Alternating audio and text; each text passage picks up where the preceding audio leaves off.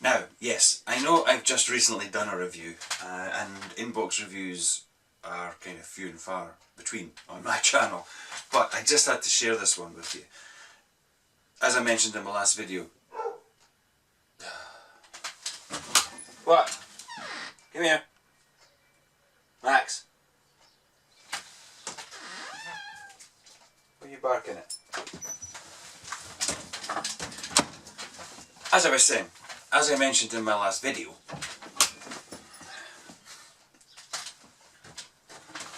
take your toy with you.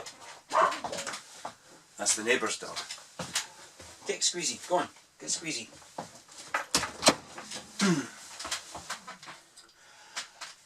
As I was saying in my last video, I mentioned that the weekend that was approaching, which was last weekend, this weekend, the one we've just had, was the Scottish Nationals, IPMS Scottish Nationals, which is the big model show north of the border, which our club took away Best in Show. Gordon, the chap who very kindly made the vac former for me, scratch built a World War I biplane called a Loner, L-O-H-N-E-R, which was just spot on, and that won Best in Show. So I think that's the first time our club's had a Best in Show. Anyway, I picked up this kit when I was there. In fact, a few of our club members picked it up, and I've seen it. You know, it pops up in, or has been popping up in magazines and on model websites, you know, sellers as it were. Because I've been hearing a lot of good things about the new tool Zvezdas, and this one, it just shows you my ignorance. I didn't even know Sukhoi made stuff in World War I, and sorry, World War II, and I've never even heard of this thing, the Su-2 bomber. It's kind of like the Russian equivalent of a cross between a Dauntless and an Avenger, in that you've got this little ball turret here. And as I say, these are new tool Zvezda kits, 1/48 scale. This cost £19.95, £20 say. Now I couldn't even find it online for less than 23. We bought it from a trader called Mr. Models. He was selling these for £20, £19.95. So I don't know what that is in dollars or euros. But for a 1/48 new tool kit. Now wait till you see the plastic. Come here, have a look at this.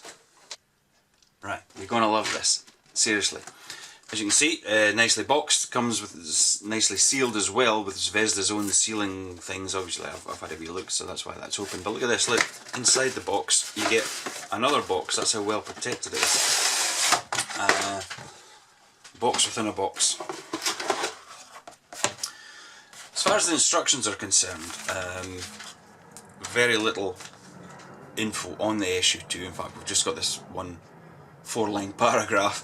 It's quite interesting. It says here though that some battered and damaged Su-2s were sent back to repair bases more than 20 times because it proved to be such a very sturdy design. You don't get the stand with it, even though there's a picture of the stand on the back of the box, like as you can see there.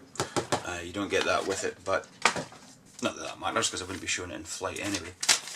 But let's have a look at this kit. I'm really taken with this kit, I have to say, and you'll see why. Pristine, utterly flash-free moulding. As you, again, it's a new tool, so why shouldn't it be? But have a look at the detail on the inside of the fuselage. It's ribbed the entire length of the aircraft. There are one or two ejector pin marks, but you know what? To be honest, when this is closed up and painted and weathered, you really won't see them. I mean, they will be tricky to remove because of the nature of the ribbing, and of course you could always replace the ribbing afterwards, but I don't know that it really matters. This thing sits over the top, so it's a typhoon on the way past there.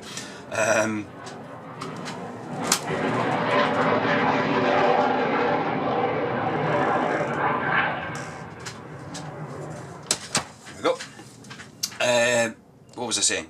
Yeah, I mean, I could probably sort of remove the ribbing and replace it, but to be honest, I don't think it will really matter that much.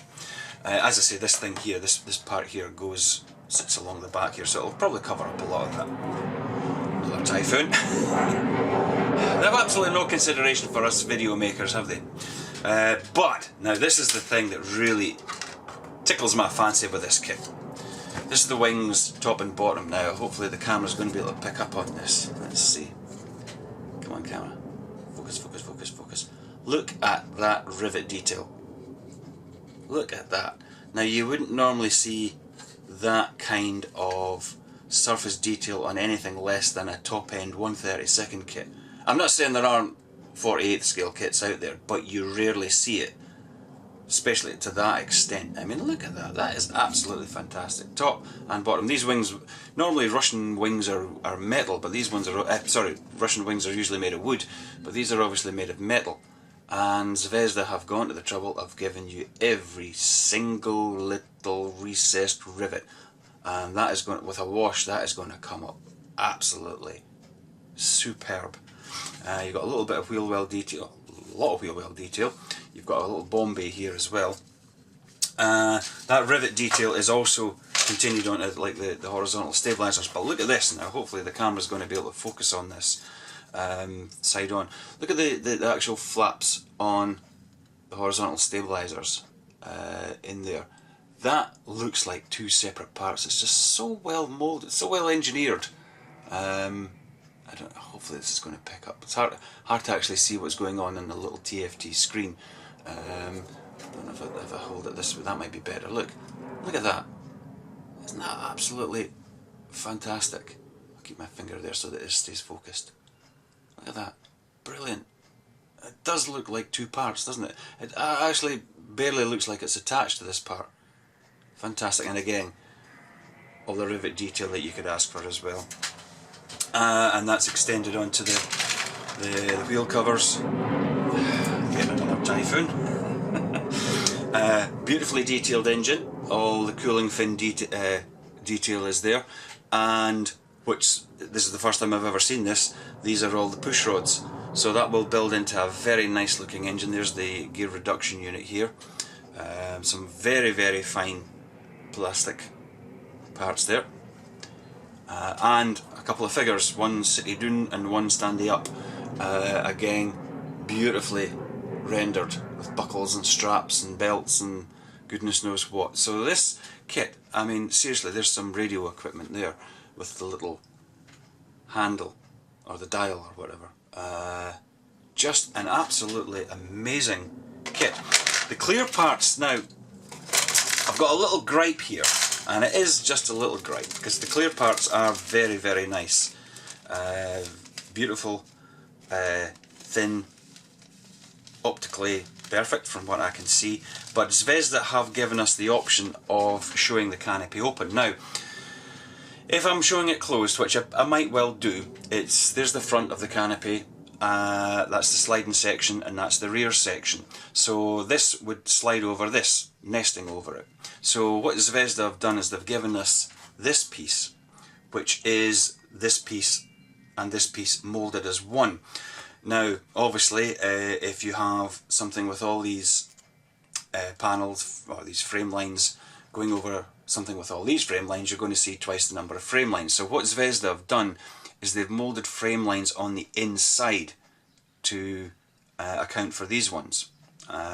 You've got frame lines on the outside, which are these ones, and frame lines on the inside, which are these ones. The problem is that you're obviously going to have to paint them from the inside, so you're going to be trying to replicate the exterior frame colour through all these clear parts, so that might not look as good. So from that point of view, because they're so clear, I think I'll just show it closed anyway. But you do get the option to show the little ball turret with its glass panels open, so I might do that. And there's another Typhoon. Don't know if any of you saw in the news, but last week our Typhoons were sent to scramble, and a Tupolev bear started probing our defences. So a couple of Typhoons were scrambled from lookers there and sent the big bear running again. So that's my only gripe, but because I'm probably going to show the canopy closed, I don't really have to worry about it. But it would be interesting to see what that would look like if it was painted from the inside. However, I do believe Edward, once again, do a canopy mask set for this one, so we're saved because there's lots of framing. It's all fairly straightforward. The front one might be a bit tricky, but we'll see. The decals, very, very basic decal sheet.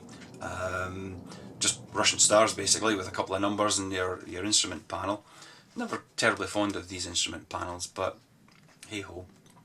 All in register, very thin, nice and matte, because you get two options. And remember I was saying on my last video, it's been ages, I can't remember when I did a camo scheme. Well, here we go, camo scheme. Although, oddly enough, it's a black and green camo, and I think the last camo I actually did was the Fokker D21, which was black and green, so I'm not really getting much of a variation here. But black and green, or there is the option to do a winter scheme, which might give me another opportunity to do a faded white paintwork effect, but I don't know. It's because obviously I'd have to do the camo and then put the white on top, I suppose. But anyway, I just had to let you guys see this one because it just represents such amazing value for money. £20 for a fully detailed 1/48 scale kit of a plane I didn't even know existed until this kit came out. With, as I say, with detail levels that would not be out of place on a top end 1/32 scale kit. So anyway, there you go, just thought I'd share that with you. Have a nice day, and I'll speak to you all soon. Toodaloo!